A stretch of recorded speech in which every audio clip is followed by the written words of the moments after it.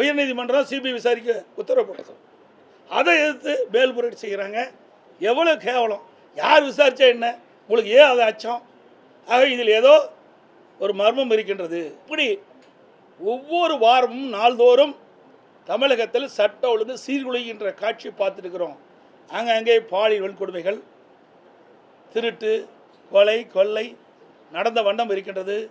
இந்த அரச கும்பகரன் போல் தூங்கி கொண்டிருக்கின்றது.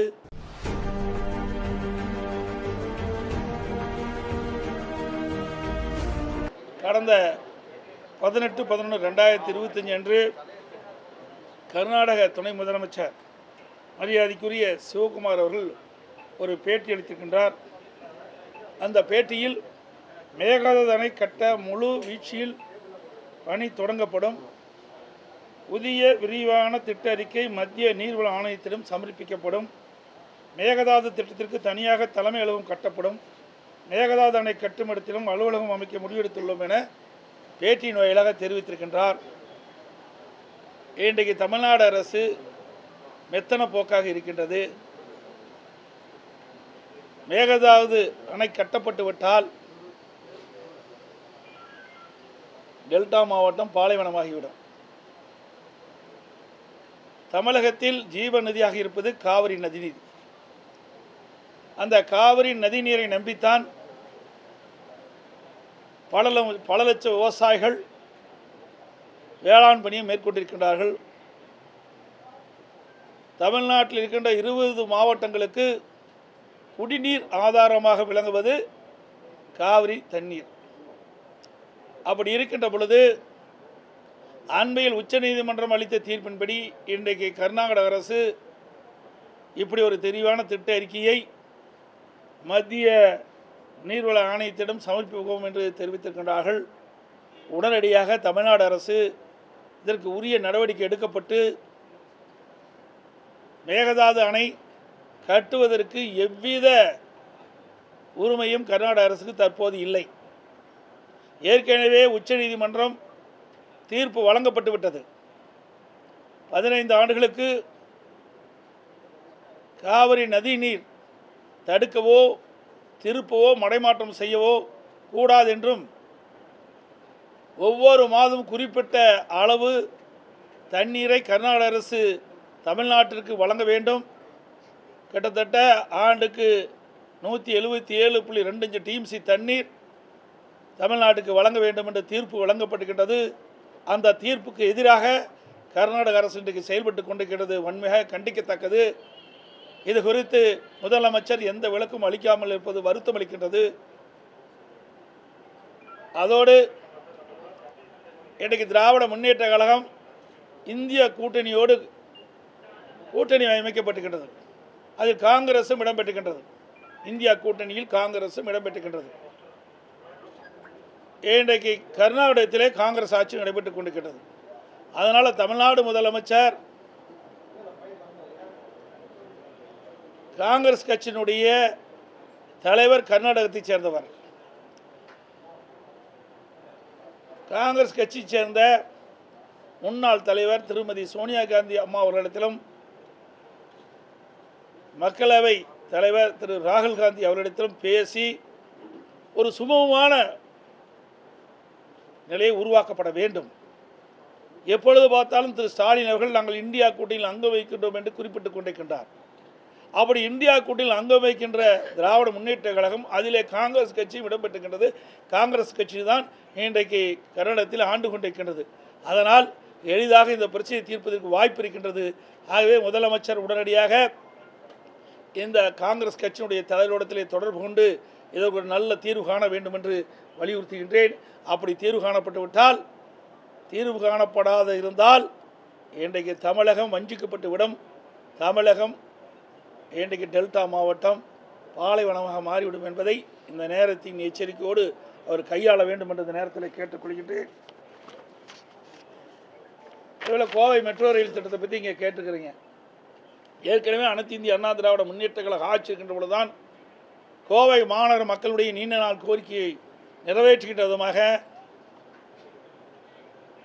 மெட்ரோ ரயில் திட்டம் நிறைவேற்றப்படும். அதிமுக ஆட்சியில் கொண்டு வரப்படும் என்ற அறிவிப்பை கொடுத்து விரிவான திட்ட அறிக்கை தயாரிக்கின்ற பணியெல்லாம் துவங்கி நடைபெற்று கொண்டு வந்தது. ஆட்சி மாற்றம் ஏற்பட்டது. ஆட்சி மாற்றத்திற்கு பின்பு திராவிட முன்னேற்ற கழகம் ஆட்சிக்கு வந்த பிறகு கிட்டத்தட்ட 3 ஆண்டு காலம் அது கிடப்பிலே போட்டு விட்டார். 2024ஆம் ஆண்டு தான் மத்திய அரசுக்கு ஒரு விரிவான திட்ட அறிக்கை அனுப்பி வைத்தார்கள். அந்த விரிவான திட்ட அறிக்கையில் பல குறைபாடுகள் இருந்த காரணத்தினாலே அதை மத்திய அரசு திருப்பி அனுப்பப்பட்டது. அதற்கு பிறகும் அவர்கள் முழுமையான விரிவான திட்ட அறிக்கை மத்திய அரசிடம் சமர்ப்பிக்கவில்லை. 2011 மக்கள் தொகை கணக்கீட்டின்படி தமிழ்நாடு அரசு மெட்ரோ ரயில் திட்ட பணிக்கு விரிவான திட்ட அறிக்கை தயாரிக்கப்பட்டுகின்றது. இன்றைக்கு மெட்ரோ ரயில் திட்ட பணி ஒரு மாநகரத்துக்கு வர வேண்டும் என்று சொன்னால் சுமார் 20 லட்சம் மக்கள் தொகை கொண்ட மாநகரமாக இருக்க வேண்டும் என்று விதி உருவாக்கப்பட்டிருக்கின்றார்கள். ஆனால் 2011 மக்கள் தொகை கணக்கெடுப்பின்படி 15,84,000 பேர் இருப்பதாக இவர்கள் விரிவான திட்ட அறிக்கையில் குறிப்பிட்டிருக்கிறார்கள்.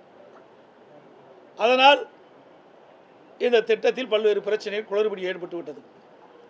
இன்றைக்கு கிட்டத்தட்ட 2025ஆம் ஆண்டு, இந்த ஆண்டின் மக்கள் தொகை எவ்வளவு இருக்கின்றது என்பதை கணக்கிட்டு மத்திய அரசுக்கு அனுப்பப்பட்டிருந்தால் அவள் நிர்ணயித்த அந்த 20 லட்சம் மக்கள் தொகை கிடைத்திருக்கும். நம்முடைய திட்டம் நிறைவேற்றிருக்கிறோம். மீண்டும் இந்த அரசு விழிப்போடு இருந்து குளறுபடி இல்லாமல் மத்திய அரசு நிர்ணயிக்கப்பட்ட அந்த விதிமுறைகளுக்கு உட்பட்டு விரிவான திட்ட அறிக்கை அனுப்பி வைக்க வேண்டும் என்று வலியுறுத்துகின்றேன். இந்த குளறுபடி மாநில அரசுக்கு தான் இருக்குது. ஏன்னா மாநில அரசு மத்திய அரசிடம் மெட்ரோ ரயில் திட்டத்திற்கு என்னென்ன விதிகள் இருக்கு என்பதை ஆய்வு செய்து அந்த ஆய்வின்படி இவர்கள் முறையாக விரிவான திட்ட அறிக்கை தயாரித்து அனுப்பப்பட்டிருந்தால் இந்த பிரச்சனை வந்திருக்காது. 2011வது வருஷ மக்கள் தொகை அடிப்படையில் அனுப்பி காரணத்தினால தான் இவ்வளோ பிரச்சனை. அப்பொழுது இருந்த மக்கள் தொகை அடிப்படையில் அனுப்பிய காரணத்தினால் தற்போது மெட்ரோ ரயில் திட்டத்திற்கு 20 லட்சம் பேர் ஒரு மாநகரத்தில் வசித்தால்தான் இந்த மெட்ரோ ரயில் திட்டம் வரும் என்ற நிலை இருக்கின்ற காரணத்தினால் இந்த குளறுபடிகளால் தற்போது நிறுத்தப்பட்டுகின்றது. அதே போல் மதுரை மாநகராட்சியிலும் அதே நிலைதான். ஆகவே அனைத்து இந்திய அண்ணா திராவிட முன்னேற்ற கழகம் ஆட்சிக்கு வந்தவுடன் இந்த 2 ரயில்வே மெட்ரோ ரயில் திட்ட பணிகளும் துவங்குவதற்குண்டான அனைத்து முயற்சியும் எடுக்கப்படும் என்பதை தெரிவித்துக் கொள்கின்றேன். அது மட்டுமில்லை, அனைத்து இந்திய அண்ணா திமுக ஆட்சி இருக்கின்ற பொழுதுதான் இந்த திட்டத்திற்கு விரிவான திட்ட அறிக்கை தயாரிக்கின்ற பணி துவங்கப்பட்டது. வேண்டுமென்றே திட்டமிட்டு அண்ணா திமுக ஆட்சியில் கொண்டு வரப்பட்ட இந்த மெட்ரோ ரயில் திட்டம், கோவையிலே கொண்டு வரப்பட்ட மெட்ரோ ரயில் திட்டத்திற்கு காலதாபம் செய்து சரியான முறையில் ஆய்வு செய்து விரிவான திட்ட அறிக்கை அனுப்பாத காரணத்தில்தான் இந்த பணி சுணக்கம் ஏற்பட்டு இன்றைக்கு மத்திய அரசிடம் இப்படிப்பட்ட பதில் வந்திருக்குது. இதுக்கு முழுக்க காரணம் மாநில அரசினுடைய கவனக்குறைவு, அலட்சியம் தான் என்பதை இந்த நேரத்தில் தெரிவிக்க விரும்புகிறேன். ஒரே ஒரு சொல்லிடுறேன். அதேபோல் தமிழகத்தில் சட்ட ஒழுங்கு நான் ஏற்கனவே அடிக்கடி குறிப்பிட்டிருக்கிறேன். பலமுறை சொல்லியும் இந்த அரசு மெத்தன போக்கோட தான் இருக்குது. இதற்கு என்ன காரணம்? இன்றைக்கு தமிழ்நாடு அரசு ஒரு நிரந்தர டிஜிபி இதுவரைக்கும் நியமிக்க முடியல. உச்சநீதிமன்றம் அறிவுறுத்திய பிறகும் 3 வாரம் கால அவகாசம் கொடுத்தோம். இன்னும் இந்த அரசு கும்பகர்ணம் போல தூங்கிட்டு இருக்குது.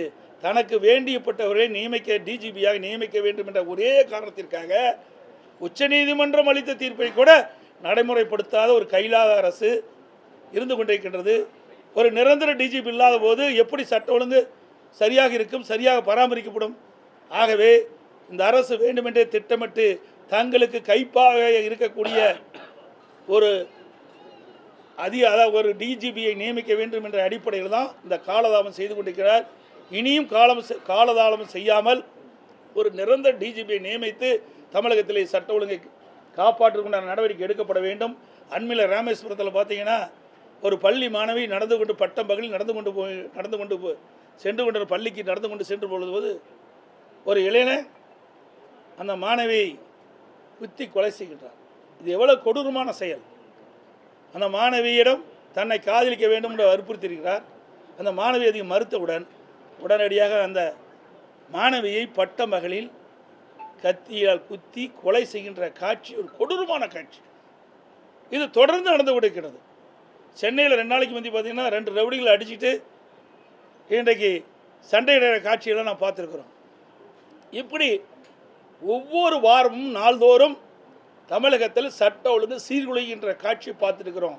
அங்கங்கே பாலியல் வன்கொடுமைகள், திருட்டு, கொலை, கொள்ளை நடந்த வண்ணம் இருக்கின்றது.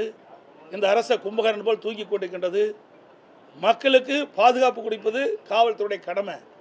ஆனால் தமிழகத்தில் அப்படிப்பட்ட நிலைமை இல்லை என்ற நிலை ஏற்பட்டு விட்டது.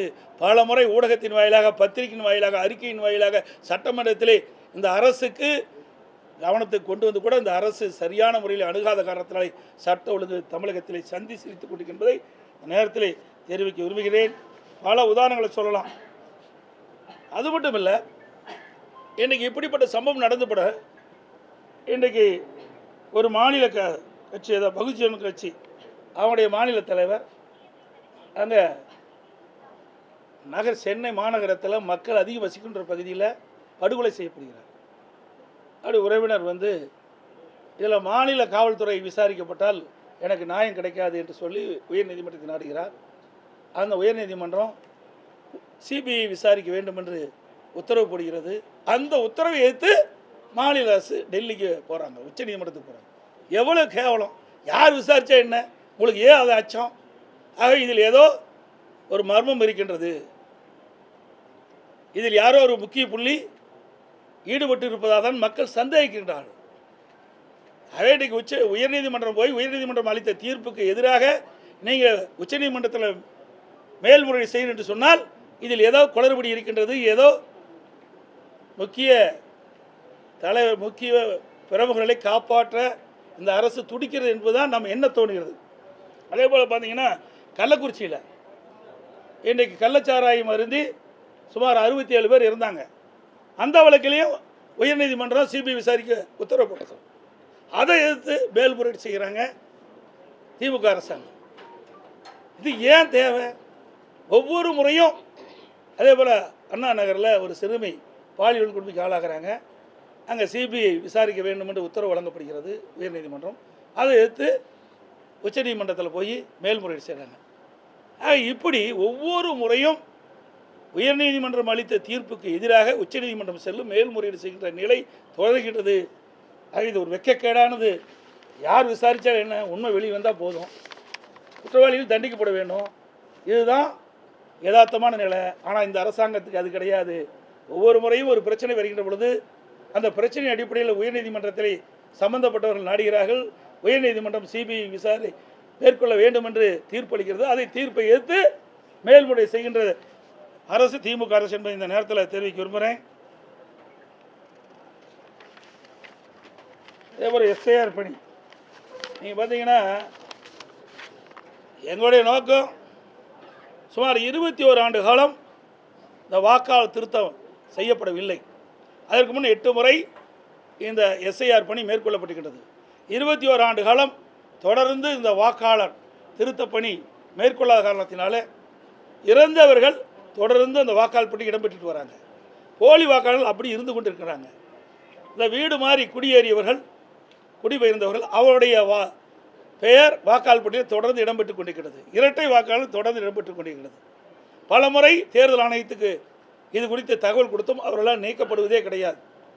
அதனால தான் நாங்கள் 2-3 மாதத்துக்கு 3 மாதத்துக்கு முன்பு ஆர்கே நகரில் சுமார் 44,000 வாக்குகள் முறைகேடாக வாக்காளர் பட்டியல் இடம்பெற்றிருக்கிறதாக குறிப்பிட்டு உயர்நீதிமன்றத்தில் வழக்கு தொடர்ந்தோம். உயர்நீதிமன்றம் இதை விசாரித்து முறையாக வாக்காளர் பட்டியலை தயாரிக்க வேண்டும் என்று தேர்தல் ஆணையத்துக்கு உத்தரவு போட்டு சுமார் 30,000 வாக்காளர் நீக்கப்பட்டாங்க. அதுபோல் கரூரில் நீதிமன்றத்தை நாடி 10,000 வாக்காளர்கள் நீக்கப்பட்டது. அதுபோல் டி நகரில் பல்லாயிரக்கணக்கான வாக்காளர்கள் முறைகேடாக வாக்காளர் பட்டியலில் இடம்பெற்றிருக்கின்றார்கள். அதை கண்டறிந்து ஆய்வு செய்து முறையாக வாக்காளர் பட்டியல் தயாரிக்க வேண்டும் என்று நாங்கள் நீதிமன்றத்தில் வழக்கு தொடர்ந்தோம். நீதிமன்றத்தில் வழக்கு வரும்போது தேர்தல் ஆணையம் எஸ்ஐஆர் பணி தொடர்ந்து இருக்கின்றது, அந்த பணி துவங்கின்ற பொழுது இதை நாங்கள் குறிப்பிடுகிறோம். ஆகவே நீங்கள் கொடுக்கப்பட்ட அந்த புகாரின் அடிப்படையில் யாரெல்லாம் இறந்தவர்கள், இரட்டை வாக்காளர்கள், குடியிருந்தவர்கள் வேறு இடத்திற்கு மாறு செய்திருந்தால் அவர்களெல்லாம் நாங்கள் பட்டியலிட்டு தெளிவாக ஆதாரத்தோடு கொடுத்துருக்குறோம். அதையெல்லாம் கண்டறிந்து உண்மை இருந்தால் அவர்களுக்கு நடவடிக்கை எடுப்போம், அந்த வாக்காளர் பட்டியலை நீக்குவோம் என்று சொன்னாங்க. இப்போ அந்த பணியெல்லாம் நடந்துக்கிட்டு இருக்குது. உதாரணத்துக்கு நாங்கள் சொல்ல வேணும்னா, நீங்கள் பார்த்தீங்கன்னா தாம்பரம் சட்டமன்ற தொகுதி பாகம் எண் 1 காயத்ரி நகர் 3வது தெரு, அதில் கதவு எண் 1, அதில் சுமார் 320 வாக்குகள் ஒரே வீட்டில் இருக்குது. இந்த வாக்காளர் பட்டியல் அப்படி இடம்பெற்றிருக்குது. பாகம் எண் 117, தாம்பரம் சட்டமன்ற தொகுதி பாகம் எண் 115, பாகம் எண் 115 காயத்ரி நகர் 3வது தெரு, கதவு எண் 1, அதில் 360 வாக்குகள் ஒரு வீட்டில் இடம்பெற்றிருக்குது. பாக எண் 117 அதே தாம்பரம் சட்டமன்ற தொகுதியில் பாக எண் 117 ரோஜா தோட்டம் 2வது தெரு, கதவு எண் 1, 150 வாக்குகள் இருக்குது. ரெண்டுலேயுமே பார்த்தீங்கன்னா 510 வாக்குகள் இரண்டே வீட்டில் இருக்குது. இதையெல்லாம் களைய வேண்டும். ஒரு உண்மையான நேர்மையான வாக்காளர்கள் வாக்காளர் பற்றி இடம்பெற வேண்டும் என்ற அடிப்படையில் தான் இந்த எஸ்ஐஆர் பணியை நாங்கள் ஆதரிக்கிறோம். அது மட்டும் இல்லை, இந்த எஸ்ஐஆர் பணி மேற்கொள்கின்ற பொழுது ஆளுங்கட்சியை சேர்ந்த அழுத்தம் கொடுத்து சில மாவட்ட ஆட்சித்தலைவர்களும் சென்னை மாநகராட்சி ஆணையாளர் அவர்களும் முறையாக இந்த பணியை மேற்கொள்ளவில்லை. இன்றைக்கு சென்னை மாநகராட்சியை பொறுத்த வரைக்கும் அங்கே இருக்கிற மாநகராட்சி கவுன்சில் இடத்துலையே கட்டுக்கட்டாக இந்த படிவத்தை வாக்காளர் சேர்க்கப்படுகின்ற படிவத்தை வழங்கிடுறாங்க. அதை எப்போ நேர்மையாக அந்த வாக்காளர் சேர்க்க முடியும்? அங்கே நேர்மையை எப்படி இந்த எஸ்ஐஆர் பணி மேற்கொள்ள முடியும்? இந்த பணி மேற்கொள்வதே போலி வாக்காளர் நீக்க வேண்டும், இரட்டை வாக்காளர் நீக்க வேண்டும், இறந்தவர்களை நீக்க வேண்டும், குடிபெயர்ந்தவர்களை நீக்க வேண்டும். அதுக்காகத்தான் ஒரு சரியான வாக்காளர் பட்டியலை இன்றைக்கு தேர்தல் ஆணையம் இன்றைக்கு வாக்காளர் பட்டியல் தயாரிக்க வேண்டும் என்ற அடிப்படையில் தான் இதை மேற்கொள்கிறாங்க. மீண்டும் இப்படிப்பட்ட ஒரு குளறுபடி நடக்குது. இதுக்கு அங்கே இருக்கிற ஆணையாளரே பின்னிருந்து செயல்படுறார். இது வெட்கக்கேடானது. இது குறித்து தான் நேற்றைய தினம் அனைத்து இந்திய அண்ணா 20ஆம் தேதி அனைத்து இந்திய அண்ணா திராவிட முன்னேற்ற கழகத்தின் சார்பாக சென்னை மாநகராட்சியில் இப்படிப்பட்ட குளறுபடி இருக்கின்றது, இனியாவது திருந்தி உண்மையான வாக்காளர்களை நேரிலே சந்தித்து வாக்காளர் படிவத்தை கொடுத்து அதை பூர்த்தி செய்து வாங்கி இந்த உண்மையான வாக்காளர் பட்டியல் தயாரிக்க வேண்டும் என்று நாங்கள் ஒரு போராட்டத்தை நேற்று நடத்தியிருக்கிறாங்க. காஞ்சிபுரத்திலையும் நடத்தியிருக்கிறாங்க. பல இடத்துல நடக்க வேண்டிய சூழ்நிலைக்கு தள்ளப்பட்டுக்கிறோம். இதை ஆளுங்கட்சி சேர்ந்த அதிகாரத்தில் இருக்கின்றவர்கள் அவருடைய அதிகாரத்தை பயன்படுத்தி இப்படி எஸ்ஐஆர் பணி முழுமையாக நடைபெறக்கூடாது என்ற ஒரு அடிப்படையில் செயல்பட்டு வன்மையாக கண்டிக்கத்தக்கது. தேர்தல் ஆணையம் விழிப்போடு இருந்து இதற்கு உரிய நடவடிக்கை எடுக்கப்பட வேண்டும் என்று வலியுறுத்துகின்றேன்.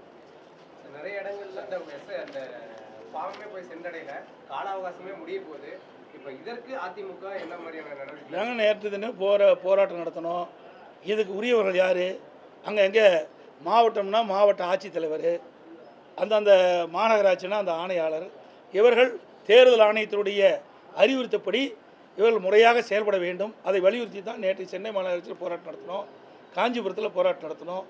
இப்படி பல இடத்துல இந்த தேர்தல் ஆணையம் முறையாக செயல்படுவதற்கு உண்டான நடவடிக்கை எடுக்கப்பட வேண்டும். இன்றைக்கு மாநில அரசு இன்றைக்கு ஆட்சி அதிகாரத்தில் இருக்கின்றவர்கள் அந்த அதிகாரிகளை மிரட்டி சரியான முறையில் எஸ்ஆர் பணி நடைபெறாத ஒரு தடுக்கின்ற காட்சி தமிழகத்தில் இருக்கின்றது. இதை தடுத்து நிறுத்தி தேர்தல் ஆணையம் விழிப்போடு இருந்து செயல்பட்டு உண்மையான வாக்காளர் பற்றி இடம்பெற செய்ய வேண்டும் என்பதுதான் எங்களுடைய கருத்து.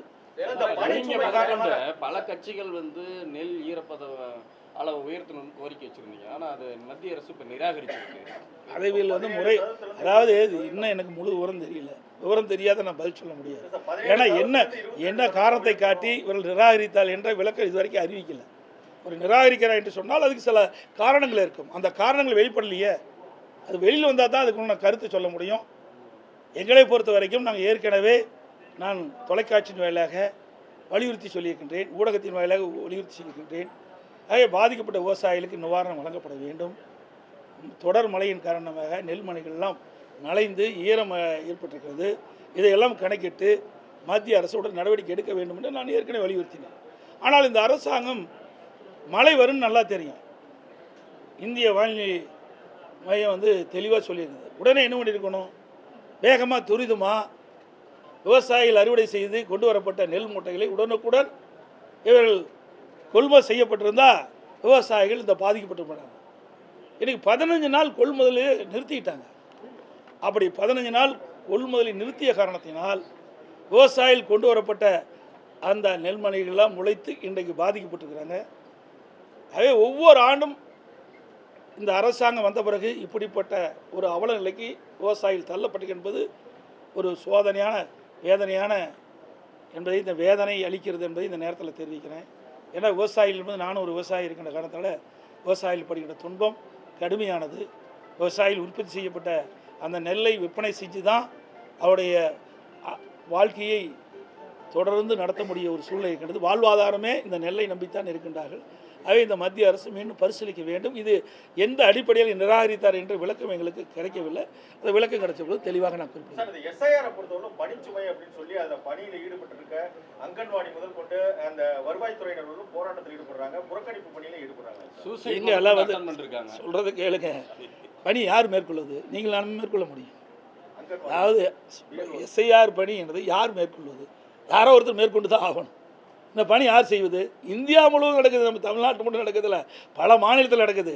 இதுக்கு சம்மந்தப்பட்ட அலுவலர்கள் வைத்து தான் எஸ்ஐஆர் பணி மேற்கொள்ள முடியும். இது தனியாக ஒரு ஏஜென்சி வைக்க முடியாது. ஆக அந்த அரசு அலுவலர்கள் அர்ப்பணிப்புணர்வோடு செயல்படணும். எங்கள் நாட்டுக்கு சுதந்திரம் வாங்குறதுல எவ்வளோ தன்னை உயிரெல்லாம் பொருட்படுத்த நாட்டுக்கு சுதந்திரம் வாங்கி கொடுத்தாங்க. ஏங்க இந்த வாக்காளர் பட்டியல் தயாரிக்கிறது கூட ஒருத்தர் வந்து முன் வரலைன்னா அப்புறம் நாடு எப்படிங்க வளரும்? அதாவது இதை இதை அவர்களை விட்டால் சுதந்திரமாக விட்டால் அவர்கள் செயல்படுவாங்க. புரியுதுங்களா? அவர்களை சுதந்திரமாக செயல்பட விட்டால் அரசு அலுவலர்கள் இந்த பிஎல்ஓ அவர்கள் சரியான முறையில் செயல்படுவதற்கு தயாராக இருக்கிறாங்க. ஆனால் அரசாங்கத்தினுடைய அழுத்தத்தின் காரணமாக இப்படிப்பட்ட நிலைமையெல்லாம் அவர்களுக்கு ஏற்படுகின்றது. அதிமுகவில் நவீன தீண்டாமை கடைபிடிக்கப்படுறதா? இப்ப சமீபத்தில் அரூர்ல ஒரு சம்பவம் நடந்தது. கீழே உட்கார வச்சுட்டாங்க, பட்டியலின எம்எல்ஏவை கீழே உட்கார வச்சுட்டாங்க அப்படிங்கிற மாதிரி அரூர்ல சமூக வலைதளத்தில் இப்போ பரவிட்டு இருக்கு. தெரியல, நான் அதை பார்த்துனாங்க. அப்படி இல்லை, எங்களதெல்லாம் கிடையாது. எங்களதெல்லாம் வந்து ஜாதிக்கும் மாத்திரைக்கும் அப்பாற்பட்ட கட்சி. புரியுதுங்களா? அம்மா இருக்கின்ற பொழுது திரு தனபால் அவர்களை உயர்ந்த இடத்துல அமர வச்சு அத்தனை எம்எல்ஏ நாங்கள் மட்டும் இல்லை, ஆளுங்கட்சியில் எதிர்கட்சி கூட சட்டப்பேரவை தலைவர் சட்டப்பேரவைக்கு நுழைந்தவுடன் அந்த ஆசனத்தில் அமர்ந்தவுடன் எழுந்து நின்று மரியாதை செலுத்தக்கூடிய அளவிற்கு எங்களுடைய அதிமுக அரசு, அதிமுக கட்சி பட்டியலின மக்களுக்கு உரிய மரியாதை வழங்கிய கட்சி அதிமுக கட்சி.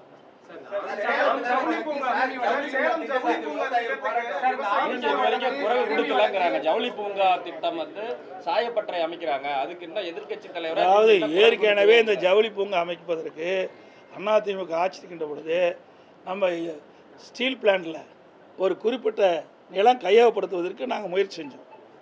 அங்கேயே அது மட்டும் இல்லை, இந்த இராணுவத்திற்கு தேவையான உதிரி பாங்கள் தயாரிப்பதற்கு அங்கேயும் நிலம் கையப்படுத்துறதுக்கு இரண்டுக்கு சேர்ந்து நாங்கள் வந்து முயற்சி செஞ்சோம். மத்திய அரசுக்கு எழுதி அனுப்பிச்சோம். சுமார் 1500 ஏக்கர் இந்த ஸ்டீல் பிளான்ட்டுக்கு உள்ளே இருக்கின்ற நிலம் காலியாக இருக்கின்றது, பயன்படுத்தாமல் இருக்கின்றது. அந்த நிலத்தை இந்த 2 திட்டங்களுக்கு வழங்க வேண்டும் என்று மத்திய அரசுக்கு மாநில அரசு கடிதம் மூலமாக எழுதப்பட்டது. மத்திய அரசு ஒத்துக்கொண்டது. அதுக்குண்டான ஏற்கனவே அவர்கள் வந்து அந்த கைட்லைன் படி தான் பணம் கட்டி தான் பணம் செலுத்தி தான் அந்த ஸ்டீல் பிளான்ட்டுக்கு தேவை நிலத்தை கையகப்படுத்தினாங்க. அப்பொழுது மத்திய அரசு சொல்லிச்சு, மத்திய அரசு குறிப்பிட்டாங்க, நீங்கள் கைட்லைன் படி நீங்கள் அந்த 1500 ஏக்கருக்கு நீங்கள் பணம் செலுத்தப்பட்டால் இதை தமிழ்நாடு அரசுக்கு மாற்றி வழங்குமென்னு சொன்னாங்க. ஆனால் இந்த அரசு கிடப்பில் போட்டுது. இப்போ அங்கே வந்து அந்த பிரச்சனையும் வந்திருக்காது. இதெல்லாம் அதிமுக ஆட்சியில் எதை கொண்டாந்தோமோ அதையெல்லாம் இவர்கள் கடைபிடிப்பதே கிடையாது, தொடர்வது கிடையாது. விவசாயிகள் பாதிக்காத அளவிற்கு இந்த திட்டத்தை நிறைவேற்றணும். அதுதான் நான் ஸ்டீல் பிளான்லேயே ஏற்கனவே 500 ஏக்கர் இடத்தை எடுப்பதற்கு அதிமுக ஆட்சிக்கிட்ட முயற்சி செஞ்சது. மத்திய அரசு இசைவு கொடுத்தது, அந்த ஸ்டீல் பிளான்லாம் நாங்கள் கொடுக்கணும். ஆனால் இவர்கள் அதை கண்டுகொள்ளவில்லை. அதனால் விவசாயிகள் இன்றைக்கி போராட்டம் நடத்திட்டு இருக்காங்க. இதுதான் உச்சநீதிமன்றமே தீர்ப்பு கொடுத்துட்டு, நீ நானும் பேசி என்ன பிரயோஜனம்? சொல்கிறத கேளு, உச்சநீதிமன்றம் தீர்ப்பு கொடுத்துட்டுது. அதுக்கு பிறகு நீ நானும் பேசி பிரயோஜனம் கிடையாது. அதனால் இந்த பயணம் இல்லை. அனைத்து ஊடகங்களுக்கும் பத்திரிகை நண்பர்களுக்கும் நன்றி, வணக்கம்.